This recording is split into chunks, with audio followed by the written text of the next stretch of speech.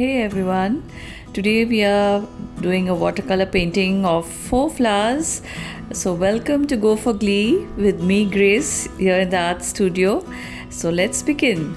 I think flowers are the prettiest things that God has created for us, and painting them is very easy. I'm painting out of my imagination. These are some pretty wild flowers, just dots of paint with some water on the brush. You can use any color that you like for this particular flower. If you're a beginner, I suggest make things easier for yourself, and so start on a small scale. Painting something smaller is going to be easier to handle, especially with the ratio of the water, and then it's just the matter of connecting the dots, putting in the greenery and the stems. So that's a nice way to go about it, I think. So before I start the second one, I like to stand and stare and take the time, because I'm just fascinated with flowers, and this is such a pretty yellow one. So this is my inspiration for the next one, like a kind of a daffodil inspired yellow painting. If there's excess water, dab it with a tissue. So have a tissue at hand, so you can control the proportion of water that is going on the paper. In watercolors, it is basically, as you go ahead with it, you will know how to control the proportion of water to the paint ratio. Please do consider subscribing to the channel and give it a thumbs up, and share it with friends and families because it's really helpful. It always makes more sense once the greenery or the stems of the flowers start to come in, and it starts to make the painting look prettier. Also use a reference picture if you like, because I know beginners struggle with the composition of the painting.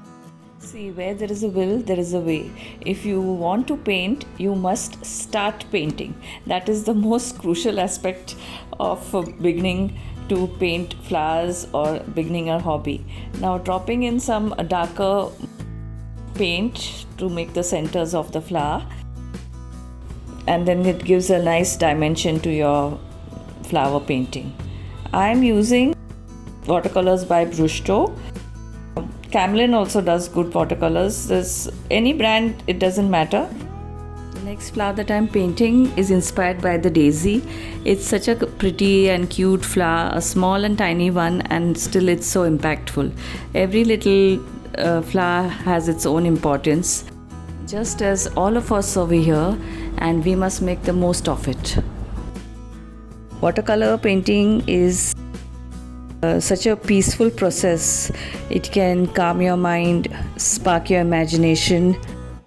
As the colors mingle, joy just fills the soul. Observation and practice goes a long way, and as you paint more and more, you will get better and better. So go for things that give you happiness and glee.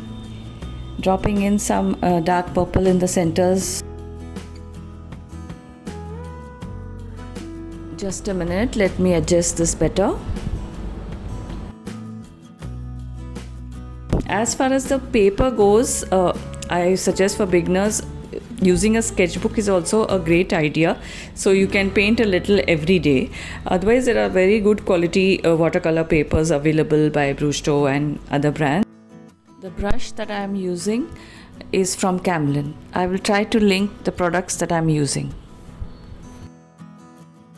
And now make way for the lovely tulip flower, which is such a beautiful flower, U-shaped one, and one of the best looking flowers I've ever seen. And now I will stop with the voiceover for a little while and give you my bonus tips at the end of this video.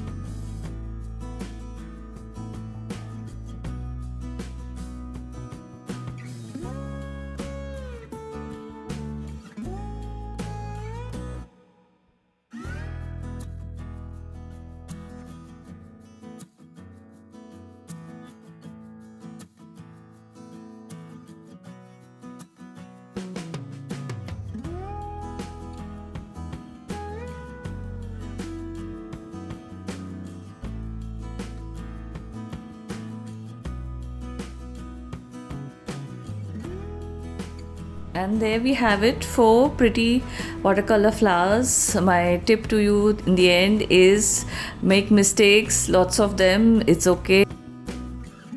Mistakes are the best teachers.